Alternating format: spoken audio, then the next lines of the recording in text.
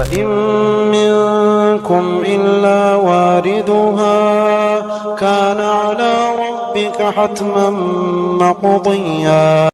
Kita akan membahas tentang sebuah pembahasan yang sangat mulia sekali,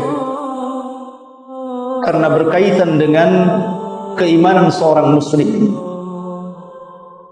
Makanya para ulama mengatakan syaraful ilmi ala syarafil ma'lum. Jadi mulianya sebuah ilmu itu tergantung ilmu apa yang Anda pelajari. Dan tidak ada ilmu yang lebih mulia dipelajari dibandingkan ilmu akidah, keyakinan dan keimanan. Dan pada malam hari ini kita akan membahas tentang salah satu dari akidah ahli sunnah wal jamaah, beriman tentang titian siratal mustaqim. Ma'asyiral muslimin rahimani wa rahimakumullah. Pada minggu yang lalu sudah saya jelaskan bagaimana kondisi manusia di padang mahsyar ketika Allah Subhanahu wa taala memerintahkan manusia untuk berkumpul dan digolongkan kepada sesembahannya masing-masing. Kemudian Allah Subhanahu wa taala memerintahkan mereka untuk masuk ke dalam jahannam. Maka tidak ada yang tersisa kecuali seorang mukmin atau orang-orang yang beriman, yang di dalamnya ada mukmin, ada fasik. Yang jelas mereka adalah bukan orang-orang kafir dan bukan orang-orang musyrik. Ma'asyiral muslimin rahimani wa rahimakumullah.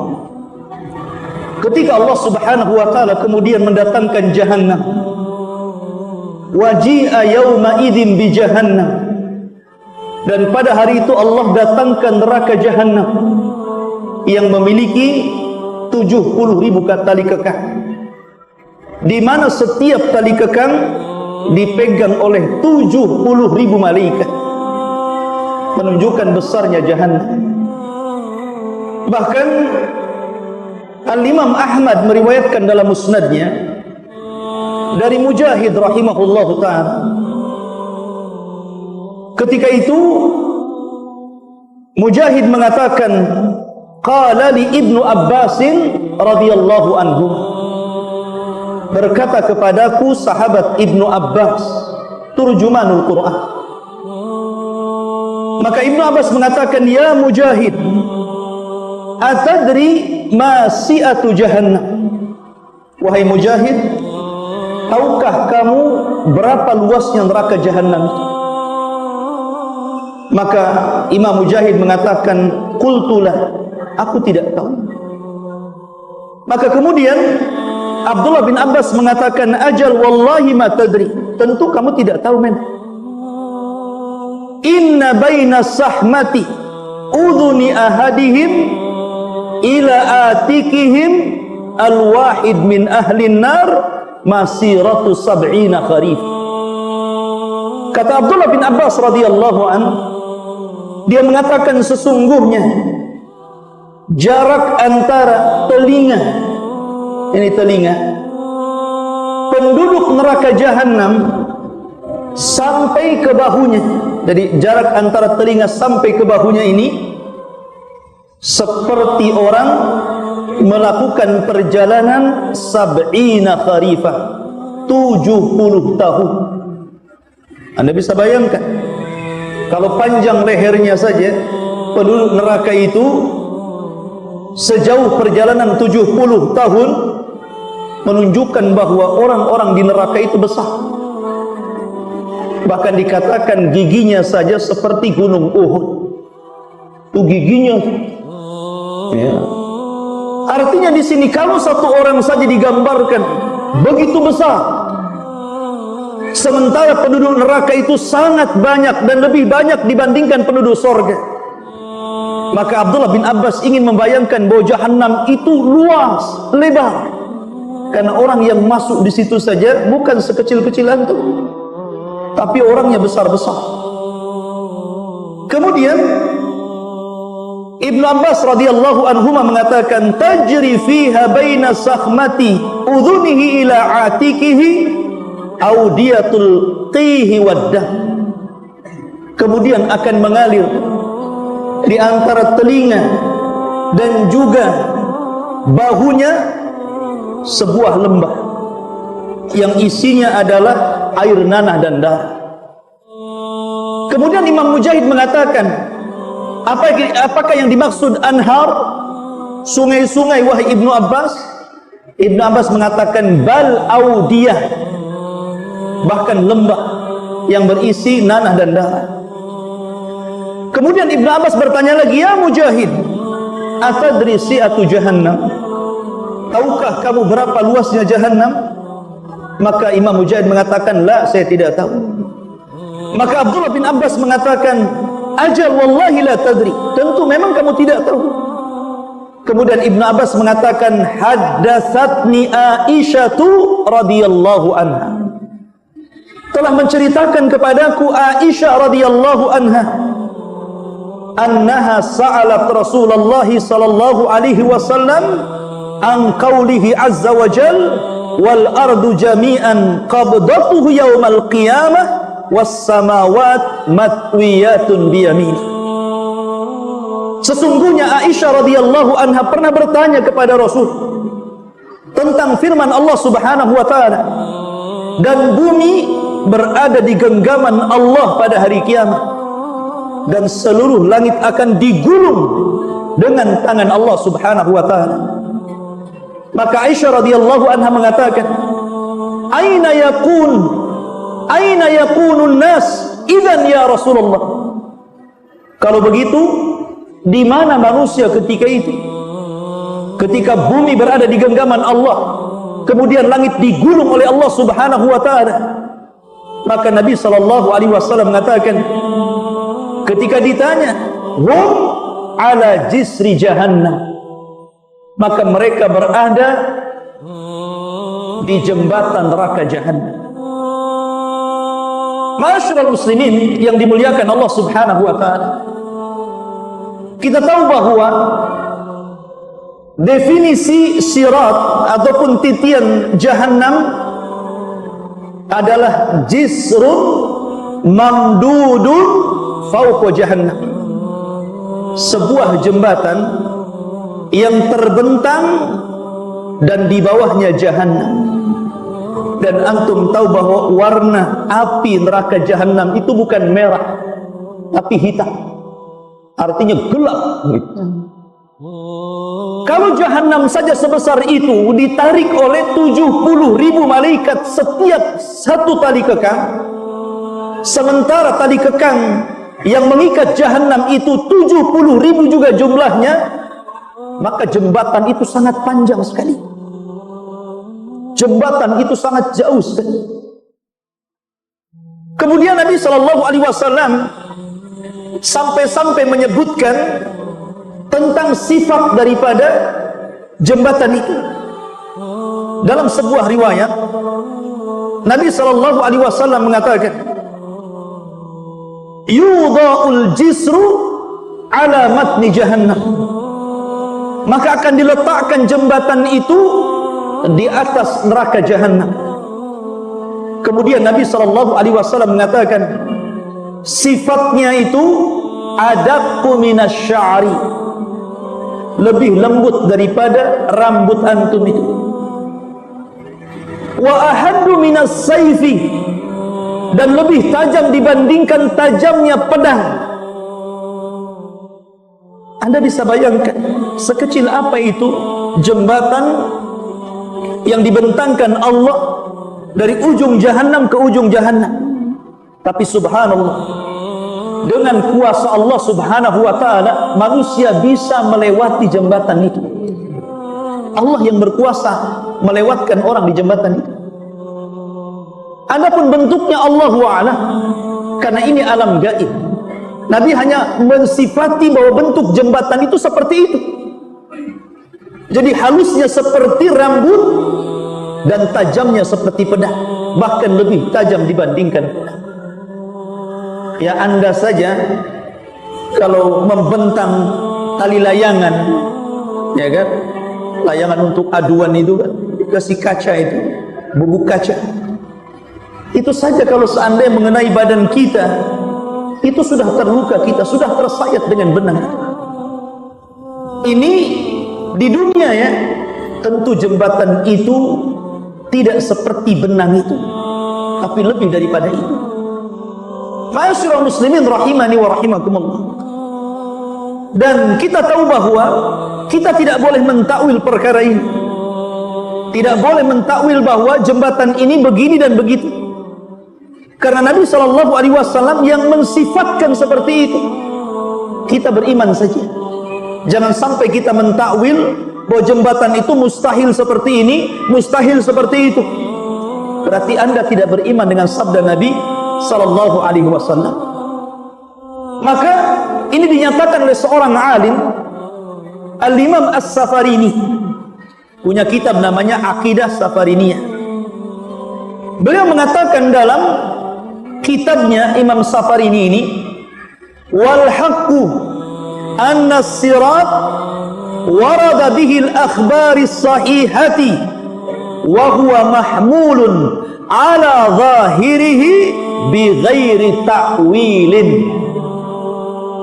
Kata Imam Safarini rahimahullahu ta'ala, maka pendapat yang benar bahwa titian siratal mustaqim sebagaimana yang dijelaskan dalam hadis-hadis yang banyak yang sahih, hendaklah seorang muslim membawa nas itu sebagaimana zahirnya, tidak boleh ditakwil. Kalau Nabi SAW mengatakan bahwa jembatan itu sehalus rambut, Nabi mengatakan setajam pedang, ya sudah kita tetapkan seperti itu. Itulah tandanya kita beriman kepada nas. Dan subhanallah, kita tidak bisa bayangkan bagaimana orang melewati itu. Al-Imam Al-Bukhari rahimahullah ta'ala sampai membuat bab dalam sahihnya, bab babus sirah jisru jahannam. Bab yang bicara tentang sirat, dan sirat adalah jembatan yang terbentang di bawahnya jahannam. Kemudian Al-Hafidh Ibnu Hajar rahimahullah ta'ala memberikan catatan kepada bab yang diletakkan Imam Bukhari. Beliau mengatakan, qala Imam Ibnu Hajarin as-siratu jisru jahannam, bahwa sirat itu jembatan yang terbentang di atas neraka jahannam. Ai huwa jisrun mamdudun ala matni jahannam liuburil muslimina alaiha ilal jannah. Maksudnya sebuah titian yang terbentang di atas neraka jahannam, dan seluruh kaum muslimin akan melewati titian itu, dan itu satu-satunya jalan menuju sorga. Tidak ada jalan kecuali ini. Makanya subhanallah, kata para ulama, ini ibtila'na, ini ujian bukan hanya kepada orang-orang yang fasik saja, bukan hanya ujian kepada orang-orang munafik saja, tapi ujian ini juga berlaku kepada orang-orang yang beriman. Ujian yang sangat besar, karena harus melintasi titian ini. Jangankan para nabi dan rasul, malaikat sampai berdoa kepada Allah, Rabbi salim salim, Allahumma Rabbi salim salim, ya Rabb, selamatkan orang-orang itu, selamatkan orang-orang itu. Itu malaikat. Bahkan para nabi dan rasul dikatakan dalam hadis yang sahih, wa da'watur rusul yauma idzin rabbi sallim sallim. Dan doanya para nabi dan rasul ketika itu hanya mengatakan Allahumma sallim sallim, ya Allah selamatkan, ya Allah selamatkan umatku. Itu semua doanya para rasul. Makanya ketika itu tidak ada yang bisa menyelamatkan kecuali amal-amal antum. Nabi SAW pernah mengumpulkan seluruh keluarganya di Bukit Safa. Kemudian mengatakan kepada salah satu putrinya Fatimah, dan mengatakan, ya Fatimah binti Muhammadin salini ma syi'ti min mali. wallahi la ughni anki minallahi syai'a. Wahai Fatimah, putri Muhammad, mintalah sesukamu dari harta-harta, sebab pada hari kiamat demi Allah aku tidak akan mampu menyelamatkan kamu sedikit pun. Kalau Fatimah bintu Rasulullah tidak bisa diselamatkan oleh Nabi SAW, padahal dia sayyidul awwalin wal akhirin, pemilik kunci surga, pemimpin para nabi dan rasul, di tangannya syafaatul uzma, itu Fatimah tidak bisa diselamatkan Rasul. Apalagi Anda? Anda bukan keturunan Nabi, Anda bukan Habib ya. Anda ini ya mungkin Nabi Adam turunan, bukan Nabi Muhammad ya. Akan tetapi ikhwatu fillah, kalau Fatimah saja tidak bisa diselamatkan oleh Nabi SAW, bagaimana kita? Itulah yang ditangisi Aisyah radhiyallahu anha ketika suatu ketika Nabi SAW berada di gilirannya. Kemudian Aisyah memandang wajah Rasul yang sudah sepuh dan sudah menua. Tiba-tiba tetesan air matanya mengenai pipi Rasul. Kemudian Nabi SAW bangkit dan duduk dan memandang wajah Aisyah radhiyallahu anha.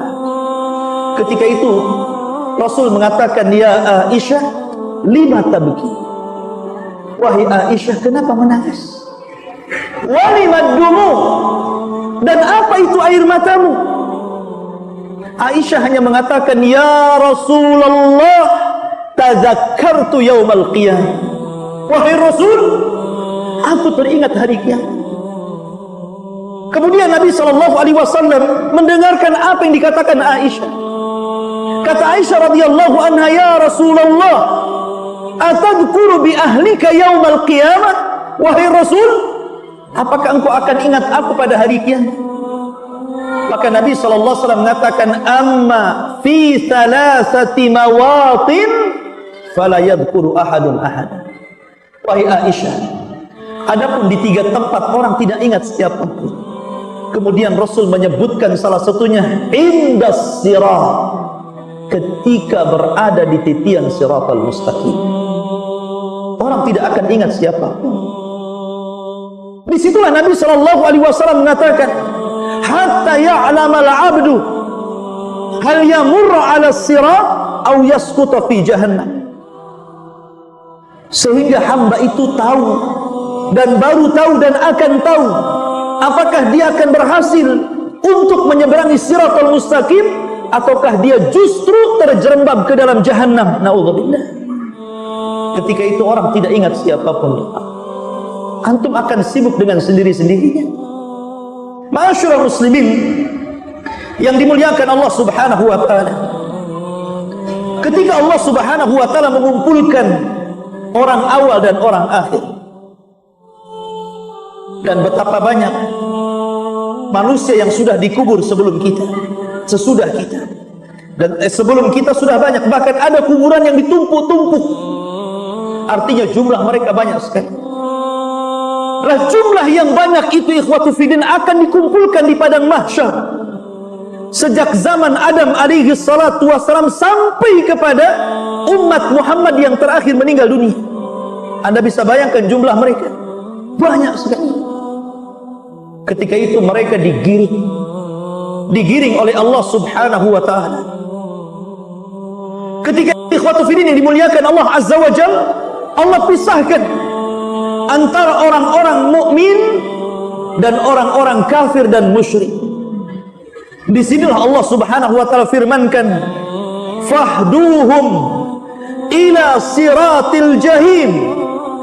Giring mereka menuju titian neraka jahim, neraka jahannam.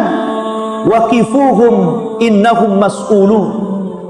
Kemudian hentikan mereka, karena mereka akan ditanya tentang 4 perkara, tentang umurnya, tentang waktu mudanya, tentang hartanya, dan tentang ilmunya.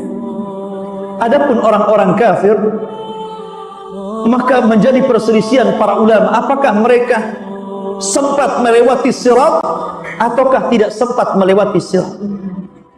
Ada yang mengatakan mereka sempat melewati sirat, karena Allah yang mengatakan, wa in kuntum illa wariduha kana ala rabbika hatman maqdiyah.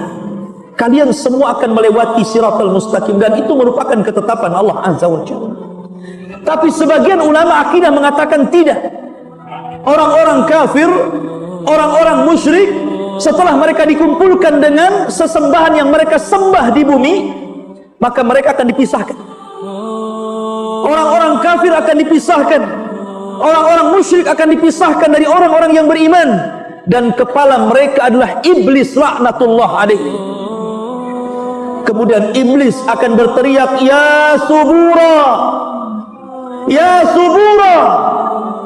Maka orang-orang di belakangnya mengatakan, ya subura katsira. Iblis akan mengatakan, duhai hancurlah aku, duhai hancurlah aku. Maka orang-orang yang mengikuti iblis mengatakan di belakangnya, sungguh kita berdoa dengan kehancuran yang banyak, dengan azab yang banyak. Maka mereka digiring, kemudian mereka dilempar ke dalam jahannam. Disitulah Adam alaihi salatu wassalam, sebelum melempar seluruh penduduk neraka ke dalam neraka, Adam dipanggil oleh Allah Azza wa Jalla. Kemudian Allah mengatakan, ya Adam, panggil utusan-utusan neraka. Adam heran ketika itu. Siapa utusan-utusan neraka itu, wahai Rabb? Maka Allah Subhanahu wa taala mengatakan, setiap 1999 masukkan mereka ke dalam neraka. Kemudian satu masuk surga. Dari sini menunjukkan bahwa penduduk neraka itu banyak. Karena dari 1999 satu yang selamat. Ma'asyiral muslimin rahimani wa rahimakumullah, dan mereka dimasukkan semuanya ke dalam jahannam. Naudzubillah. Maka yang tersisa siapa? Orang-orang yang beriman, orang-orang fasik, dan orang-orang munafik. Ma'asyiral muslimin yang dimuliakan Allah Subhanahu wa taala. Allah Subhanahu wa taala berfirman, wa in minkum illa wariduha. Sesungguhnya kalian pasti akan melewati. Kana ala rabbika hatman maqdiyah. Dan itu ketetapan yang pasti bagi Allah Subhanahu wa taala. Summa nunajjil ladzina taqaw wa nadharu adh-dhalimina fiha jithiyah. Kemudian kami selamatkan orang-orang yang bertakwa kepada Allah, dan kami tinggalkan orang-orang zalim. Mereka dimasukkan dalam kondisi berlutut ke dalam jahannam. Na'udzubillah. Al-Imam At-Tabari menyebutkan dalam tafsirnya tentang ayat ini. Beliau mengatakan dari sahabat Abdullah bin Mas'ud radhiyallahu an, huwal jisru huwas siratu, dia adalah jembatan atau dia adalah titian di mana ada kuminasya'rati. Titian itu lebih halus dibandingkan rambut antum. Wa ahaddu minas sayfi, dan lebih tajam dibandingkan pedang. Sebagaimana disebutkan dalam riwayat Bukhari dari sahabat Abu Sa'id Al-Khudri radhiyallahu anhu. Begitu juga hadis-hadis yang sahih yang lainnya mengatakan sama seperti itu. Artinya kecil sekali, karena lebih halus dibandingkan rambut, lebih tajam dibandingkan pedang. Bahkan dalam riwayat lebih tajam daripada Musa, daripada pisau yang tajam. Sebagaimana hadis Salman Al-Farisi radhiyallahu anhu. Disebutkan dalam sahih dari Abi Hurairah radhiyallahu anhu dan Abu Sa'id Al-Khudri radhiyallahu anhuma, Nabi mengatakan, perhatikan di sini, yu'ta bil jisri, akan dibentangkan di atas neraka jahanam itu satu titian. Fayuj'alu baina dhahrai jahannam, kemudian akan dibentangkan di atas persis di bawahnya jahannam. Qulna ya Rasulullah, kami berkata, wahai Rasulullah, wamal jisru, apa itu titian itu? Maka Nabi SAW mengatakan, madhadatun mazillatun. Titian itu sangat licin. Kalau Anda berjalan tanpa alas kaki, kemudian berjalan di keramik, kemudian antum siram dengan sabun, kemudian antum berjalan agak cepat, kita saja bisa terpeleset itu. Padahal itu lebar tempatnya. Bagaimana kalau ini berupa titian siratal mustaqim yang kata Nabi SAW licin dan menggelincirkan? Alaihi khatatif wal kalalib. Dan di dalam titian itu ada besi-besi pengait, kemudian kawat-kawat yang berduri. Dalam sebuah riwayat, kalalib itu akan terus mengayun, kemudian akan menerjang setiap orang yang lewat dalam titian. Saking besarnya kalalib itu, sampai-sampai disebutkan dalam asar mampu untuk menghantam dua kabilah besar, Mudar dan Rabi. Sampai dikatakan seperti itu. Jadi kalalib itu yang sangat besar itu, yang berduri itu mampu sekali hantam, bisa mengenai dua kabilah Arab besar, kabilah Mudar dan kabilah Rabi. Bisa bayangkan dua kabilah itu banyak, besar. Sekali hantam itu sudah orang berjatuhan. Kemudian wasakatun mafaltahatun laha syaukatun uqaifah takunu bin najlin yuqalu laha sa'dan. Dan memiliki duri yang bengkok-bengkok ujungnya, memiliki duri yang bengkok-bengkok ujungnya, dan duri itu seperti satu pohon yang ada di daratan Najd yang disebut dengan Sa'dan. Anda bisa bayangkan, setiap orang yang tersentuh atau terkena ayunan kalalib itu bukan hanya terjatuh, tapi juga hancur. Kalau seandainya orang itu jatuh dari titian siratal mustaqim, itu tidak langsung ke jahanam, tapi antum akan melayang-layang di dalam antara siratal mustaqim dengan jahanam itu 70 tahun baru sampai di dasar jahanam, kata Rasul. 70 tahun. Sampai-sampai Nabi SAW mengumpamakan seperti batu yang besarnya sebesar unta, kemudian dilempar dari titian, dan itu sampai ke dasar jahanam selama 70 tahun baru sampai. Bagaimana kita? Batu tentu lebih berat. Nabi mempermasalahkan seperti itu. Ma'asyiral muslimin yang dimuliakan Allah Subhanahu wa ta'ala. Bahkan dalam riwayat yang lain, fatatala'abu bihim fayatasaqatuna finnar. Bahkan jembatan itu tidak diam. Jembatan itu bukan diam. Kalau antum lewat jembatan pakai motor dan jembatan diam, enak tuh. Jembatan ini tatala'ab. Tatala'ab itu digoyang-goyang. Kalau antum lewat jembatan kemudian jembatannya goyang-goyang, antum jatuh. Jadi jembatan siratal mustaqim itu tatala'ab, memain-mainkan orang yang lewat, menggoyang-goyangkan orang yang lewat. Fayatasaqatuna finnar. Ketika itu orang banyak berjatuhan. Kemana? Ke dalam jahanam. Subhanallah, ikhwatu fiddin yang dimuliakan Allah Subhanahu wa ta'ala. Maka di sini ikhwatu fiddin yang dimuliakan Allah Subhanahu wa ta'ala, ada beberapa riwayat bagaimana orang-orang yang melewati siratal mustaqim ini. Bagaimana kondisi mereka? Siapakah orang-orang yang selamat? Siapakah orang-orang yang susah melewati tapi ujung-ujungnya selamat? Dan siapa juga yang kemudian tidak selamat dan masuk ke dalam jahanam? Maka disebutkan ikhwatu fiddin yang dimuliakan Allah Subhanahu wa ta'ala tentang kondisi orang-orang yang melewati titian siratal mustaqim.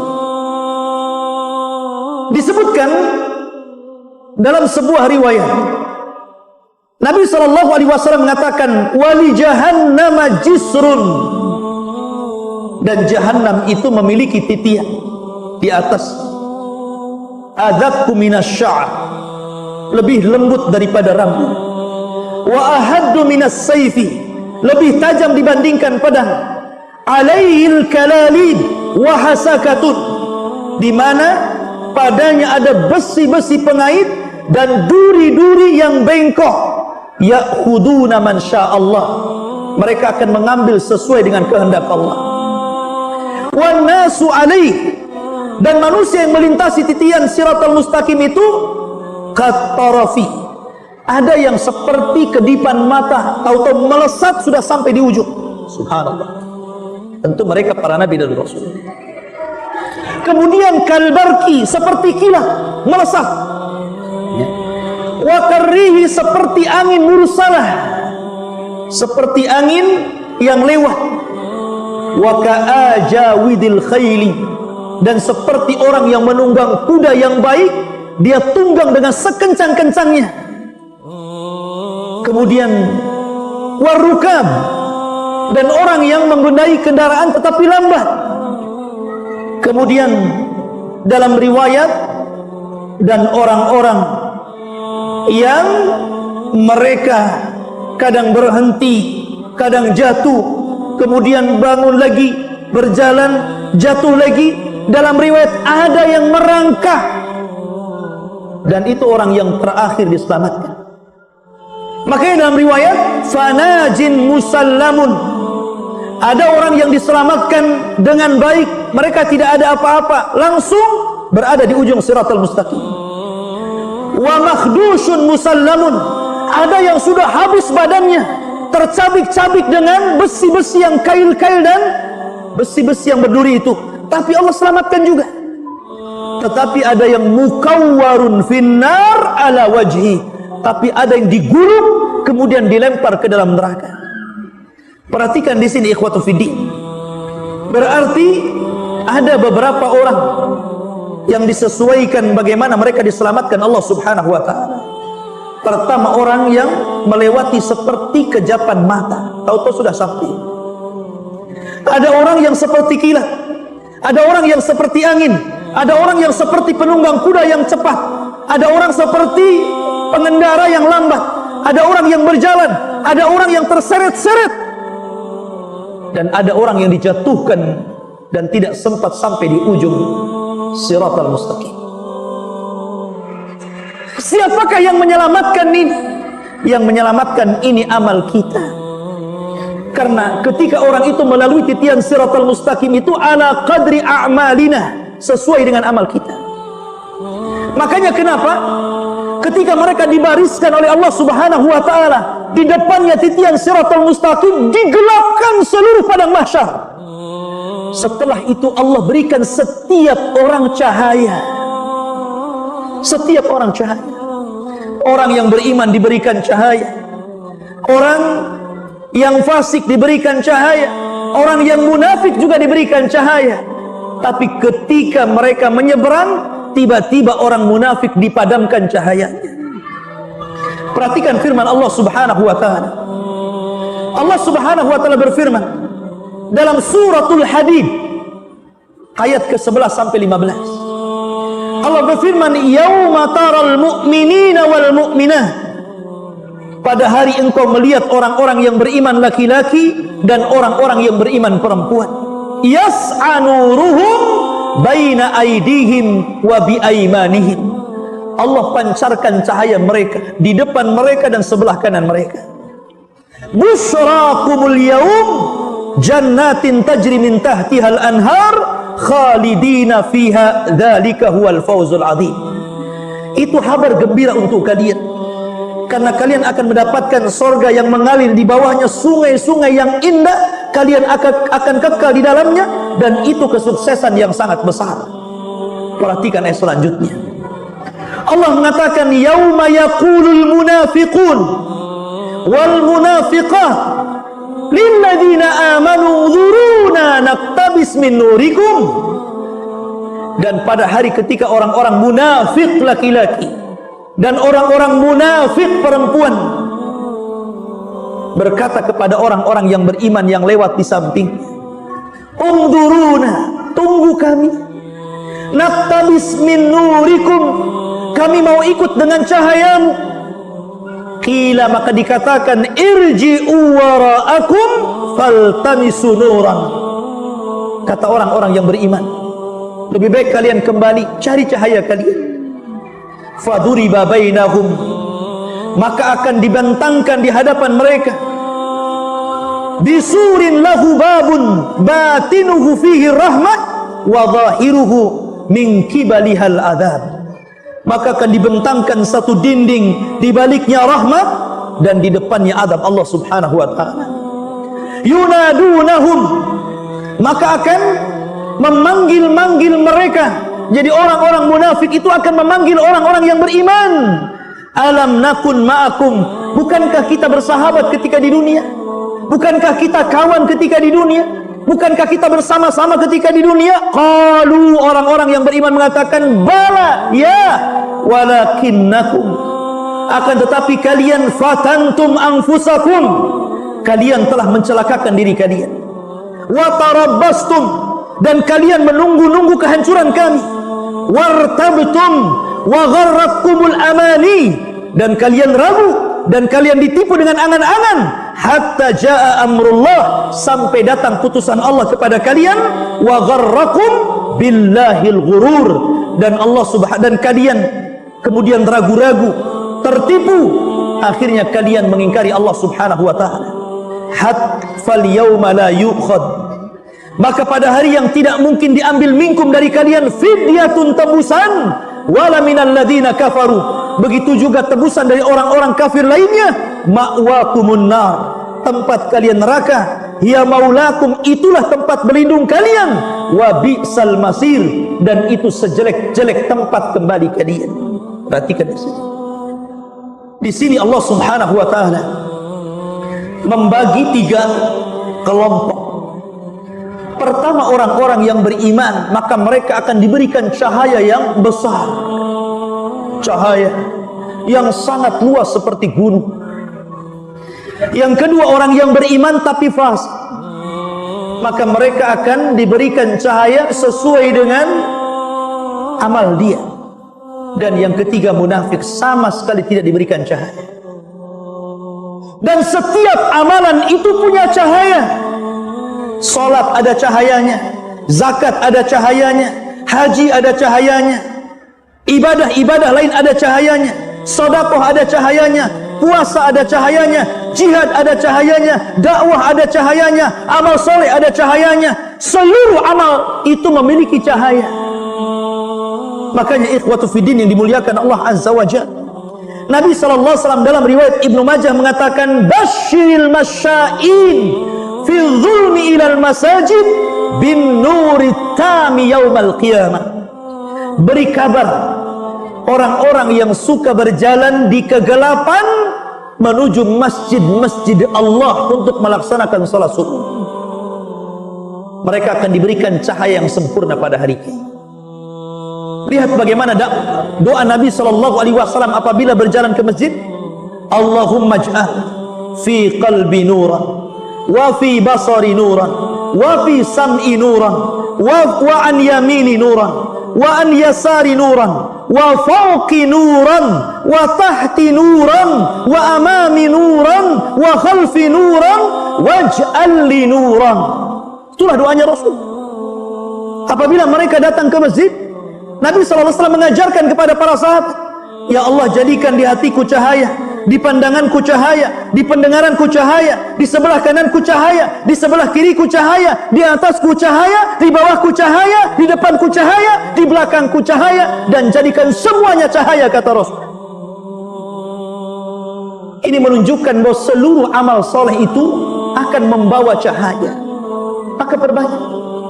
Karena ketika itu ikhwatu fiddin, semua nampak orang munafik, orang dusta, orang riya, orang sum'ah, takabur, sombong, semua akan ditampakkan di siratal mustaqim. Tidak ada yang ditutup-tutupi oleh Allah Subhanahu wa taala. sehingga orang akan mengikuti cahaya salat, cahaya zakat, cahaya puasa, cahaya jihad, dan begitu seterusnya. Dan ingat ikhwatu fiddin,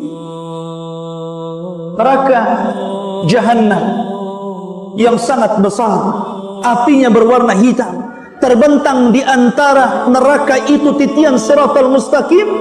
Maka sebelah kanan dan kiri ada dua amal saleh yang menentukan bisa tidaknya antum melewati itu.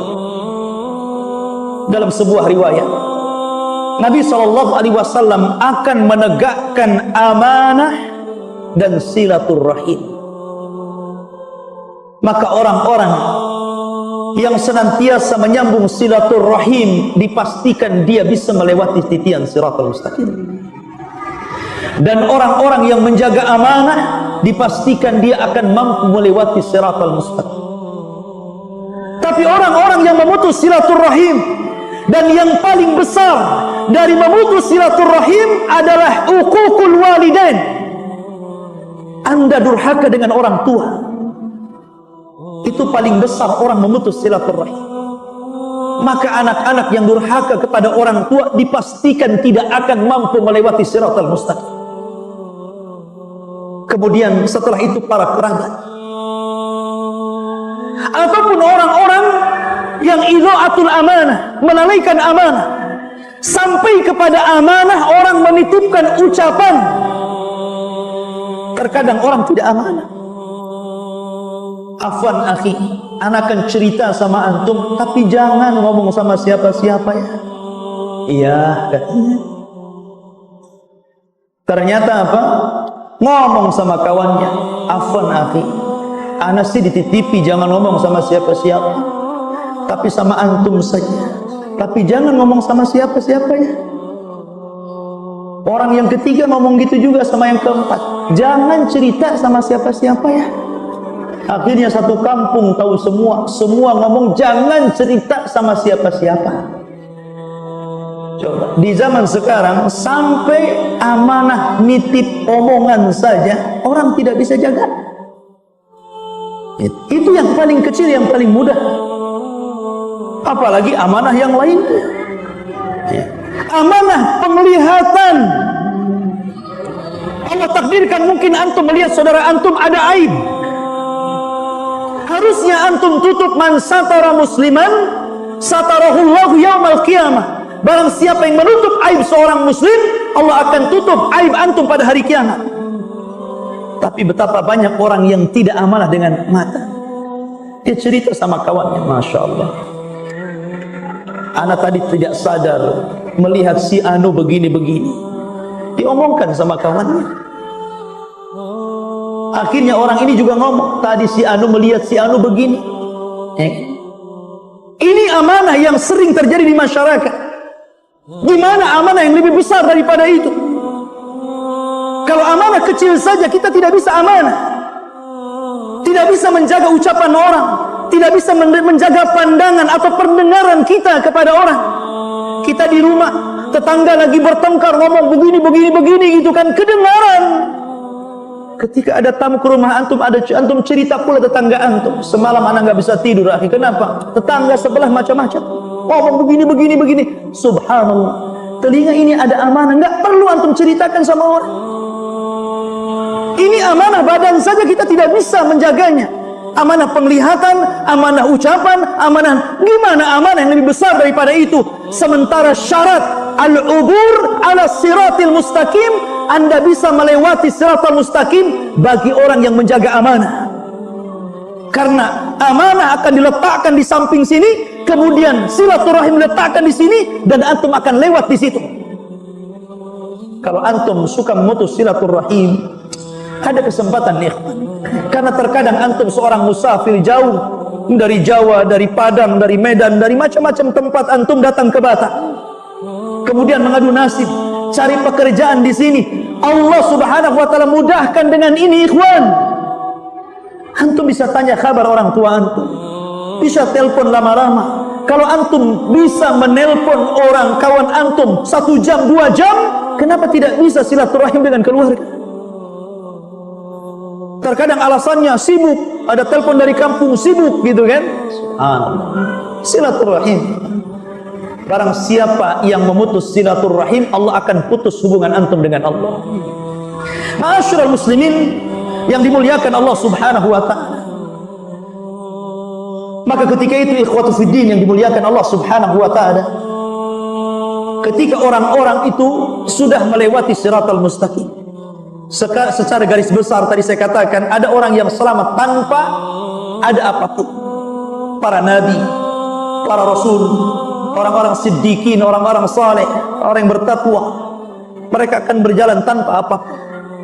Ada orang-orang yang keimanan mereka dicampurkan dengan dosa besar, maka dipastikan mereka akan kesulitan. Mereka akan jatuh bangun, kemudian dihantam kepalanya, kemudian hancur kepalanya, dihantam kulitnya, robek kulitnya, dan antum akan bertahan di situ. Sementara melewati siratal mustaqim itu bukan sehari dua hari. Jembatannya saja sebentang jahanam. Berarti antum akan lama itu sampai di ujung siratal mustaqim. Ada yang diseret, ikhwan, terseret sampai akhirnya kemudian dia tidak sanggup, kemudian jatuh. Maka ketika itu ikhwatu fiddin, orang-orang yang jatuh ini dipastikan akan dikumpulkan bersama orang-orang yang sejenis dalam neraka. Disitulah mereka akan saling menyalahkan. Ketika orang-orang sudah masuk ke dalam neraka yang berjatuhan itu, maka syaitan akan muncul kemudian berdiri di mimbar neraka. Setan akan ceramah. Sampai-sampai kata Hasan Al-Basri rahimahullahu ta'ala, "Idza kana yaumul qiyamah qama iblis khatiban ala mimbarin minan nar." Dan apabila datang hari kiamat, maka iblis akan berdiri di mimbar neraka berceramah. Dan isi ceramahnya, "Innallaha wa'adakum wa'dal haq wa wa'adtukum fa akhlaftukum." Allah telah berjanji kepada kalian dan janji Allah benar. Aku juga sudah berjanji kepada kalian, tapi ku ingkari janjiku kepada kalian. Makanya Allah mengatakan dalam surah Ibrahim ayat 22 sampai 23, qala syaitan, berkata syaitan, lamma qudiyal amru, ketika keputusan sudah diputuskan Allah, kemudian syaitan atau iblis akan berceramah, innallaha wa'adakum wa'dal haq, Allah telah menjanjikan kepada kalian dengan janji yang benar. Wa wa'adtukum fa akhlaftukum, aku juga sudah berjanji kepada kalian, tapi ku ingkari janjiku. Wa ma kana li 'alaikum min sultan illa an da'awtukum fastajabtum li. Dan aku tidak memiliki kekuasaan, memiliki kekuatan, kecuali aku berusaha mengajak kalian, kemudian kalian ikut aku. Fala talumuni walumu anfusakum, sekarang jangan kau cela diriku, celalah diri kalian. Kata iblis, ma ana bimusrikhikum wa ma antum bimusrikhi, aku tidak mungkin bisa menolong kalian, sebagaimana kalian tidak mungkin juga menolong aku. Maka iblis mengatakan, inni kafartu bima asyraktumuni min qablu inna zalimina lahum adzabun alim. Sesungguhnya saya mengingkari apa yang telah kalian sekutukan kepadaku sebelumnya, karena orang-orang zalim dipastikan mendapatkan adab yang pedih. Lihat ya, semua akan mengingkari. Orang-orang yang menganggap bahwa ini sesembahan yang hak akan mengingkari sesembahan itu. Semua akan mengingkari dan saling menyalahkan. Ma'asyiral muslimin rahimani wa rahimakumullah, itu nasib orang yang masuk ke dalam jahannam.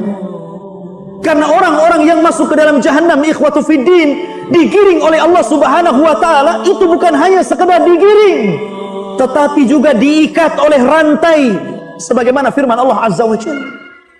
Diikat oleh rantai, diikat lehernya, diikat kakinya, diikat tangannya, kemudian dipaksa dan digiring sampai akhirnya mereka dimasukkan ke dalam jahannam. Dihinakan mereka itu, bukan mudah dihinakan, tidak ada yang dimuliakan sama sekali.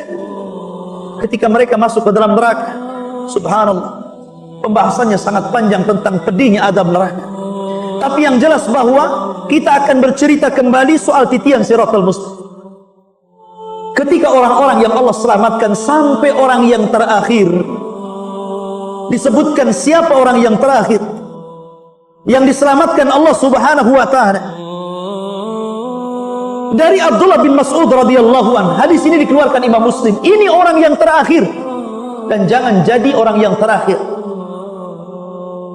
Kata Nabi sallallahu alaihi wasallam, akhiru man yadkhulul jannah, orang yang terakhir masuk surga, rajulun yamshi ala sirah, seorang laki-laki yang berjalan di atas titian Siratal Mustaqim. Fahuwa yamshi marratan wa yakbu marratan wa tasfa'uhu nara marratan fa idza jawazaha iltafat ilaiha. Orang yang terakhir, kata Rasul, orang yang berjalan sekali-kali, kemudian tersungkur sekali-kali, kemudian tersambar neraka sekali-kali. Dan apabila mereka sudah melewati, maka dia akan melihat ke belakang bagaimana ngerinya neraka. Dan dia pun mengatakan, tabarakalladzi najjani mink, tabarakalladzi najjani mink. Dia mengatakan saking bahagianya, dia mengatakan, sungguh maha suci zat yang telah menyelamatkan aku darimu wahai neraka. Laqad a'tanillahu syai'an ma a'tahu ahadan minal awwalina wal akhirin. Demi Allah, sungguh Allah telah memberikan kepadaku sesuatu yang tidak Allah berikan kepada siapapun, mulai dari orang yang awal sampai orang yang akhir. Saking bersyukurnya, sampai dia mengatakan seperti ini, seolah-olah dia yang pertama selamat, padahal dia yang terakhir. Adapun orang yang pertama, orang-orang yang selamat, maka disebutkan dalam hadis Thauban, Maula Nabi sallallahu alaihi wasallam qala, inna hadran min ahbaril yahud sa'ala Nabi sallallahu alaihi wasallam iddatal as'ilah. Ada seorang pendeta atau padri dari padri-padri Yahud berjumpa dan bertanya tentang beberapa masalah di hadapan Rasul. Kemudian dia mengatakan, aina yakunun nas yauma tubaddalul ard ghairal ard. Wahai Muhammad, di mana manusia ketika Allah ganti bumi yang kita pijak dengan bumi yang lain yang belum pernah kita pijak? Maka Nabi SAW mengatakan, hum fi dzulmati dunal jisr, maka mereka berada di kegelapan sebelum mereka berada di titian.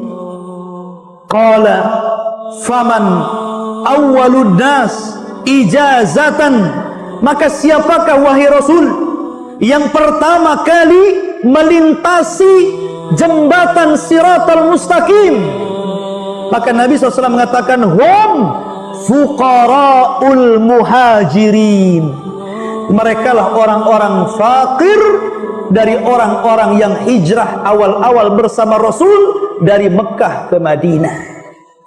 Orang-orang muhajir Allah muliakan. Makanya Allah mengatakan, as-sabiqunal awwalun minal muhajirin wal ansar walladzina tabauhum bi ihsan radhiyallahu anhum wa radu'an wa a'adda lahum jannatin tajri ila akhiril ayat. Dan orang-orang yang awal dari kalangan para sahabat Rasul minal muhajirin wal ansar, dan orang-orang yang mengikuti mereka dengan baik, Allah ridha kepada mereka dan mereka ridha kepada Allah Subhanahu wa taala.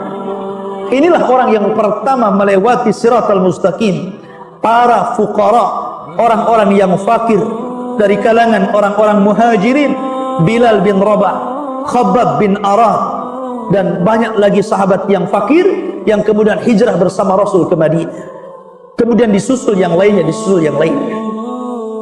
Ma'asyiral muslimin yang dimuliakan Allah Subhanahu wa taala, ketika orang-orang itu sudah selamat. Para nabi dan rasul selamat. Orang-orang yang beriman selamat. Tapi ada orang-orang yang sudah Allah takdirkan berada di ujung Shiratal Mustaqim, di depannya pintu-pintu surga yang disebut dalam ilmu akidah sebagai qantarah. Qantarah itu jembatan akhir Shiratal Mustaqim. Tiba-tiba ada satu kelompok, mereka tiba-tiba dihadang di qantarah. Oleh siapa? Oleh madzalim, oleh perbuatan-perbuatan dolimnya di dunia. Tiba-tiba dia dihadang dengan pembunuhan dia di dunia. Tiba-tiba dia dihadang dengan pencurian dia di dunia. Tiba-tiba dia dihadang dengan penggibahan dia di dunia. Tiba-tiba dia dihadang dengan orang dan mengatakan, hei, dulu engkau yang membunuh aku, yang mengambil hartaku, yang mencaci maki kehormatanku, yang menggibah diriku, yang menyakiti aku, yang merampas hakku, dan begitu seterusnya. Akhirnya dia terhenti dan tidak bisa melanjutkan perjalanan, padahal sebentar lagi akan sampai. Ya kan? Disinilah sabda Rasul, atadruna mal muflisu hadil ummah. Tahu antum siapa orang yang bangkrut di antara umat ini, kata Rasul? Sahabat polos dan mengatakan orang yang bangkrut Rasul, orang yang enggak punya dirham, orang yang enggak punya dinar, orang yang gulung tikar, orang yang bangkrut pekerjaannya, itulah orang bangkrut. Kata Rasul, bukan itu hakikat orang bangkrut. Tapi hakikat orang bangkrut adalah orang yang membawa pahala salat, pahala zakat, pahala puasa, pahala sedekah, pahala haji, dan pahala-pahala yang lainnya. Tetapi di satu waktu dia pernah membunuh fulan, pernah memukul fulan, pernah mengambil harta fulan, pernah menghina fulan, pernah mengganggu fulan, pernah mengambil hak fulan.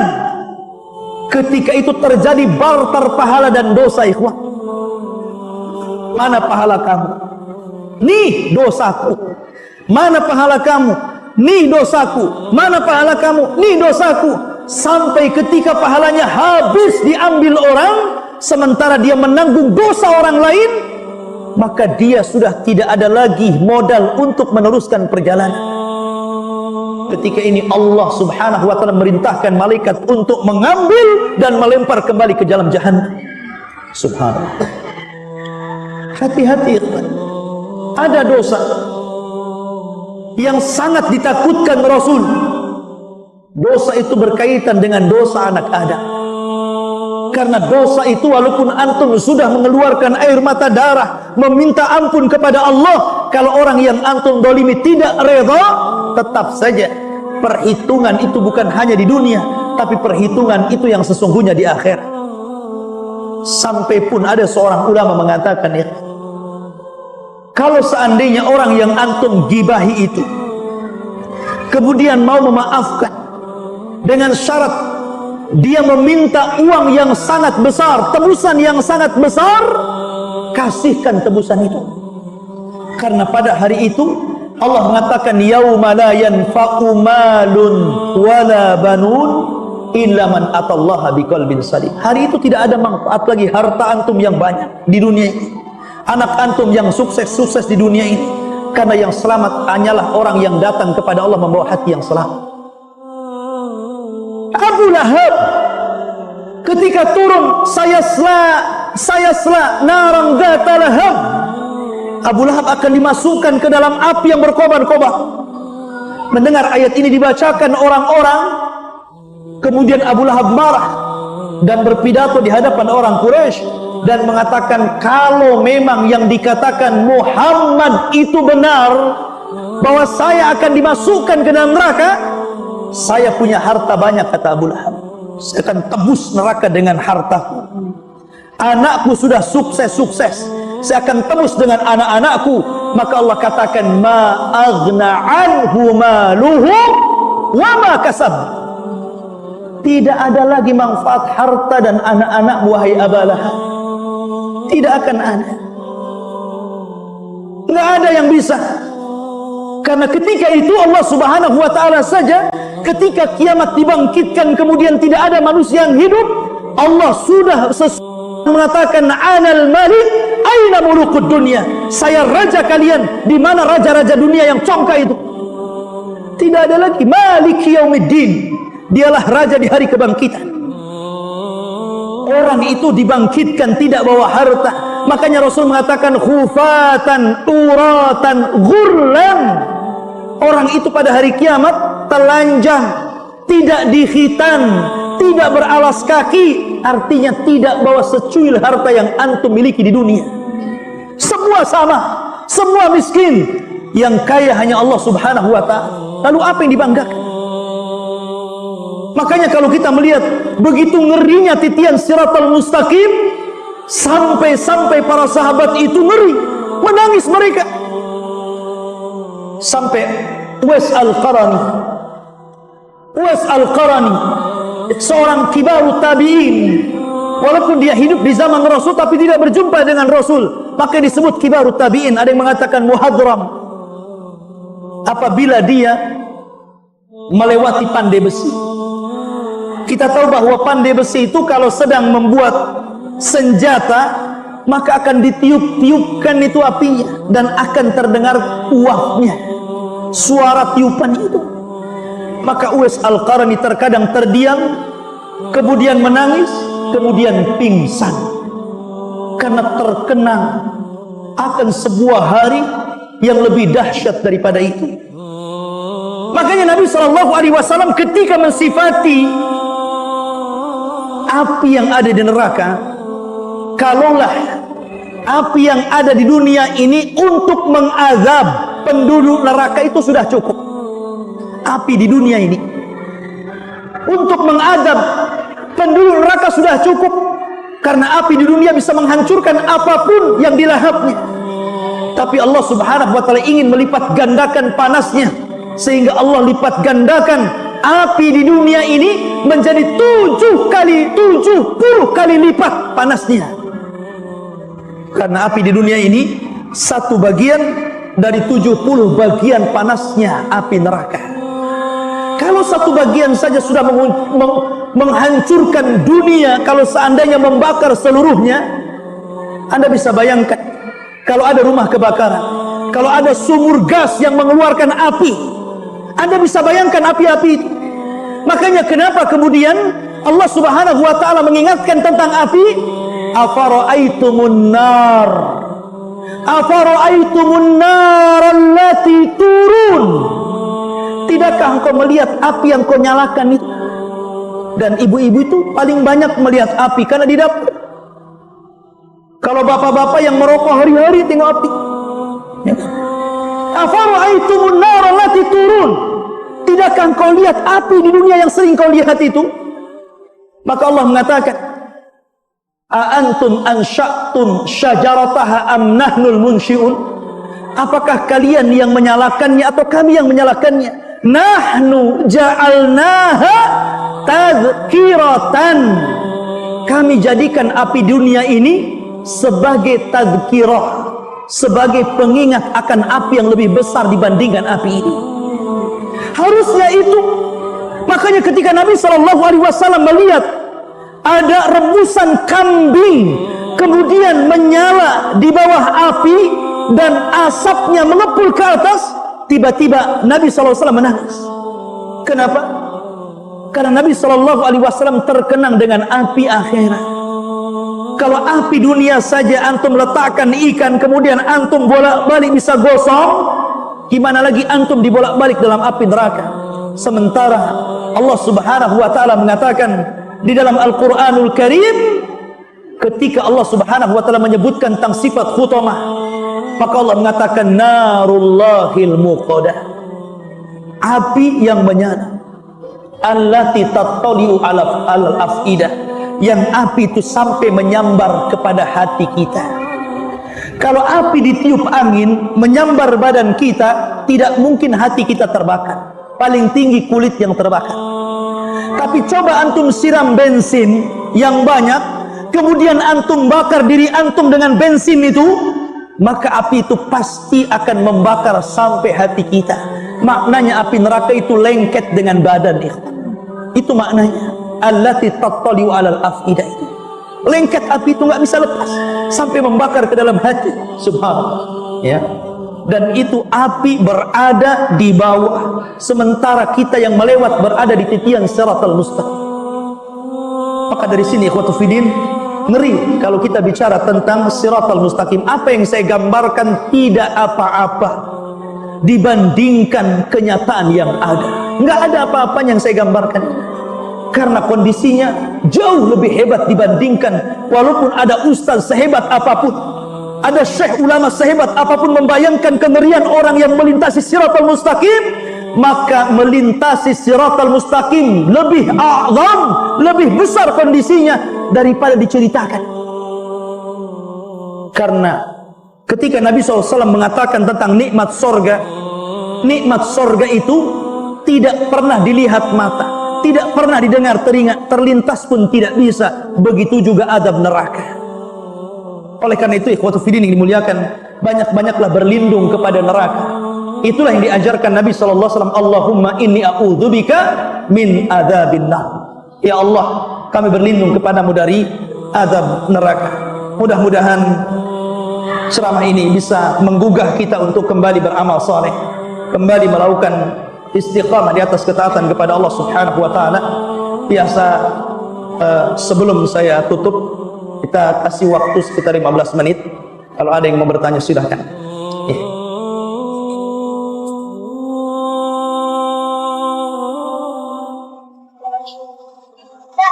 Bismillahirrahmanirrahim. Apakah orang yang berat timbangannya di mizan tapi bisa terpeleset di sirat?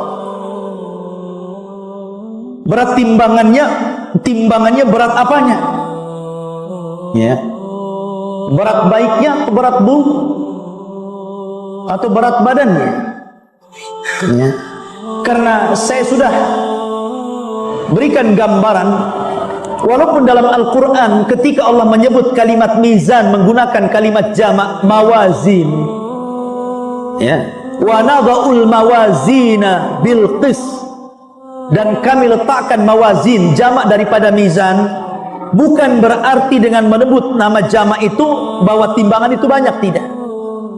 Karena ketika Allah Subhanahu wa taala menyebutkan dengan lafaz jamak, maknanya ta'zim, pengagungan. Seperti nahnu, kami, bukan berarti Allah banyak, Allah satu. Tapi Allah sering menyebut kata-kata nahnu nazzalna dzikra wa inna lahu lahafidin. Kamilah yang menurunkan Quran, kami juga yang menjaganya. Kata kami bukan berarti Allah banyak, Allah satu. Tapi kata kami jamak itu menunjukkan ta'zim, sebuah pengagungan. Maka pendapat yang kuat mawazin itu timbangan tidak banyak, timbangan itu cuma satu. Tapi walaupun satu besar sekali. Ketika Allah menciptakan timbangan itu, kalaulah langit dan 7 lapisnya, bumi dan 7 lapisnya diletakkan dalam timbangan itu masih lebih besar daripada langit dan bumi. Sampai malaikat mengatakan, ya Rabb, untuk siapa timbangan ini? Maka Allah mengatakan, untuk orang yang aku kehendaki. Dan yang memberatkan timbangan itu bukan badan kita, bukan juga catatan kita, tapi yang memberatkan adalah amalan kita. Walaupun yang ditimbang memang 3, badan kita, amal kita, catatan kita, tetapi yang memberatkan timbangan adalah amal kita. Ya. Apakah orang-orang yang kemudian dalam timbangan itu dia berat kesalahannya, dia tidak akan selamat? Wallahu a'lam. Yang jelas bahwa orang-orang yang diselamatkan Allah adalah orang-orang yang tidak atau menghindari dosa-dosa besar, walaupun dia terjerumus dalam dosa kecil. Dan dosa besar ini terbagi-bagi. Ada yang merangkak kemudian diselamatkan, ada yang merangkak kemudian dijatuhkan. Apakah orang yang berat timbangannya kemudian akan tergelincir di siratal mustaqim? Allahu a'lam. Kita tidak tahu. Yang jelas bahwa kalau memang amalannya tidak banyak, ya dipastikan dia tidak akan selamat. Ya. Karena amalan itu 3 ya. Ada yang amalan baiknya lebih berat daripada amalan buruknya, maka direct masuk surga. Ada yang 50-50, maka Allah maafkan. Ada yang lebih berat timbangan buruknya, maka masuk neraka. Itu saja kaidahnya. Ya. Makanya kemudian perbanyak amal saleh, wallahu a'lam. Assalamualaikum warahmatullahi wabarakatuh. Apakah teman yang soleh sewaktu di dunia akan berguna syafaatnya ketika melewati siratal mustaqim? Jazakallah. Tidak. Tidak ada yang bisa menolong orang lewat di siratal mustaqim, kecuali dia memang mendapatkan syafaat Rasul. Anas bin Malik radhiyallahu anhu, pembantu Rasul selama 9 tahun jadi pembantu Rasul. Anas bin Malik ketika menjelang ajalnya Rasul, sudah sepuh mau mendekati kematian, maka Anas bin Malik radhiyallahu anhu mengatakan, "Ya Rasulullah, atlub minka syafa'ah yaumal qiyamah." Rasul, aku minta kepadamu syafaat pada hari kiamat. Maka Nabi SAW mengatakan, "Af'al ya Anas, ya, saya akan lakukan untukmu."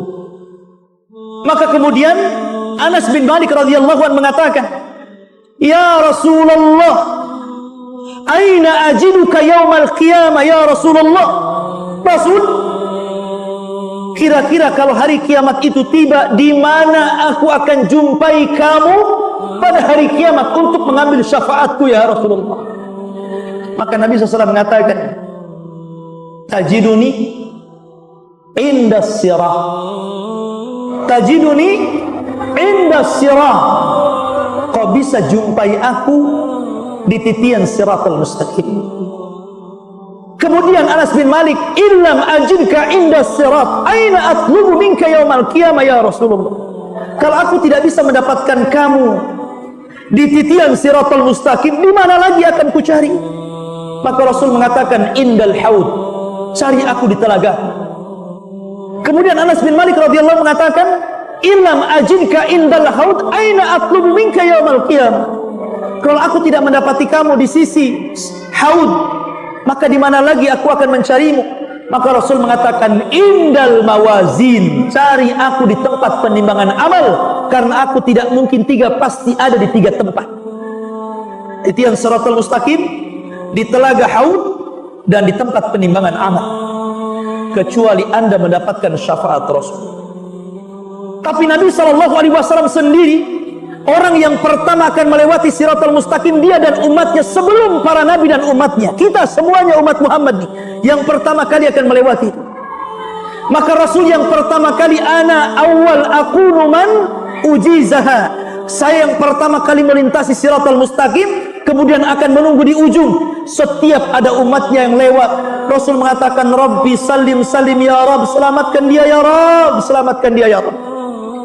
Itulah rahmatnya Rasul untuk umat. Tapi tidak semua yang didoakan Rasul selamat. Ada juga yang kemudian terjerembab ke dalam jahanam, kan? Padahal Rasul berusaha untuk berdoa menyelamatkan mereka, kan? Tapi tidak semua juga yang selamat. Ada juga yang kemudian masuk ke dalam jahanam, ya dan billah. Oleh karena itulah maka pada hari itu tidak ada yang ingat siapapun kecuali diri antum sendiri. Wallahu a'lam.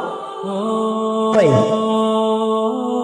Kemudian golongan manakah yang akan mendapatkan syafaat Rasul di titian siratal mustaqim? Tadi sudah saya tanyakan. Sudah ditanyakan dan persis bahwa di titian siratal mustaqim orang tidak akan ingat siapa. Jangankan lagi Anda, Rasul mengatakan kepada Fatimah, dia tidak bisa menyelamatkan Fatimah, karena yang menyelamatkan itu amal antum, salat antum, zakat antum, sedekah antum, kebaikan antum kepada orang tua, silaturahim, kemudian berbuat baik kepada orang, tidak menggolimi orang. Itu yang menyelamatkan, bukan orang yang menyelamatkan kita. Ya, memang ada syafaat-syafaat Rasul di beberapa tempat, tapi di siratal mustaqim, ikhwatu fillah, jangan pernah mengharap siapapun, karena antumlah yang antum harapkan diri antum sendiri. Di situ perbanyak amal soleh. Wallahu a'lam. Baik, kemudian Assalamualaikum Ustaz. Waalaikumsalam. Ana mau bertanya, lebih lama mana saat ditanya di dalam kuburan, orang kaya atau orang miskin? Pertanyaannya sama di kuburan itu. Di kuburan itu hanya ditanya tentang 3 soalan saja, bukan ditanya soal miskin dan kaya, tidak. Di kuburan itu ditanya, man rabbuka, siapa Rabbmu. wa manabiyyuka, siapa nabi yang diutus kepadamu, wa madinuka, apa agamamu, wa ma imamuka, dalam riwayat apa imamu, maksudnya Al-Quran. Ya, itu saja. Ya. Pertanyaan soal harta ini adalah pertanyaan sebelum kaki Anda meletakkan di awal sirat. Nih baru pertanyaan ini. Itulah yang difirmankan Allah Azza wa Jalla, waqifuhum wa hum mas'ulun. Hentikan mereka, mereka akan ditanya dulu. Kapan? La tazulu qadama 'abdin hatta yus'al an arba. Belum bergeser kaki anak Adam dan menginjak sirat, Anda akan ditanya tentang 4 perkara. Tentang umur, tentang masa muda, tentang harta. Tentang harta, dari mana kau dapati, kemana kau belanjakan. Tentu yang punya 10 kos-kosan akan lebih lama ditanya daripada yang nggak punya kos-kosan. Alhamdulillah nggak punya kos-kosan, kata. Ya kan? Antum yang punya perusahaan banyak tentu lebih banyak lama ditanyanya. Dan pertanyaan ini, ikhwatu fillah, antum akan berhadap-hadapan sendirian di sana. Kalau antum di dunia, antum bisa mengambil lawyer, pengacara, 100-200 pengacara, antum bisa bayar. Di akhirat nggak ada pengacara, nggak ada kantor lawyer, nggak ada. Antum mau lawyer siapa? Lawyer yang paling kondang aja perlu lawyer dia. Siapa lawyer yang paling kondang di negeri ini? Dia sendiri di akhirat perlu lawyer, karena dia akan ditanya sendirian itu masalahnya. Yang menyelamatkan itu amalan kita. Makanya hari ini hari beramal, ya besok hari hisab. Ketika hari hisab itu, kita ini dilahirkan sendiri, kemudian mati sendiri, dibawa kuburan sendiri, dalam kuburan sendiri, dibangkitkan sendiri, dihisab sendiri, serba sendiri. Apa yang antum lakukan sendiri? Ya, antum harus mempertanggungjawabkan. Karena pada hari itu, walaupun mulut ini bisa berdusta, tetapi mulut ini akan dikunci masalahnya, karena yang akan ngomong tangan dan kaki yang menyaksikan. Jadi tidak ada yang berdusta pada hari itu. Ya, akan ditampakkan semua dosa. Baik, assalamualaikum warahmatullahi wabarakatuh. Waalaikumsalam warahmatullahi. Bagaimana golongan orang yang mengikuti sunnah Rasul dan para sahabatnya dalam melewati siratal mustaqim? Bukankah hadis tanpa hisab? Bukankah hadisnya tanpa hisab? Baik. Ya, kalau dia memang orang yang gigih melaksanakan sunnah Rasul, mengikuti sunnah-sunnah para sahabat, kemudian mencintai Nabi SAW, artinya dia berusaha untuk menjauhi syirik, menjauhi penyimpangan dalam sunnah, menjauhi dosa-dosa besar, dipastikan dia akan melewati. Karena memang itu yang diharapkan Allah. Ya. Karena orang-orang yang tidak mengikuti sunnah Rasul berarti dia mengikuti hawa nafsunya. Pokoknya dua saja, ikut Rasul atau ikut hawa nafsu, ikut sunnah atau ikut adat istiadah. Ya tentu kalau orang sudah mengikuti sunnah Rasul, kemudian mengikuti juga jejaknya para sahabat Rasul, ya dia dipastikan akan mudah melintasi siratal mustaqim. Karena itulah memang yang diharapkan Allah. Karena konsekuensi orang yang mengikuti sunnah Rasul dan para sahabat, tentu dia akan jadi baik. Nggak mungkin orang yang mengikuti sunnah Rasul kemudian dia tidak baik, berarti belum mengikuti sunnah Rasul namanya kalau belum baik. Karena terkadang ikhwan, orang itu berbangga dengan pakaian. Nih pakaian saya sunnah Nabi, nih janggut saya sunnah Nabi, nih peci saya sunnah Nabi, nih serban saya sunnah Nabi, gamis saya, cingkrang saya sunnah Nabi. Tapi giliran bermuamalah bersama istri, antum jadi Abu Jahal. Ya kan? Ketika bermuamalah jual beli, antum jadi Qarun. Ketika antum bermuamalah dengan saudaranya, antum jadi Firaun. Jadi yang mana sunnah Nabi? Asyrul muslimin yang dimuliakan, kalau sunnah Nabi artinya segala sunnah antum ikuti. Ya. Dan konsekuensinya harus baik orang yang melakukan sunnah Nabi, rajin ke masjid, rajin ngaji, rajin puasa sunnah, rajin sholat malam, menjaga waktu sholat 5 waktu, menjaga macam-macam. Karena itulah sunnah Nabi seperti itu.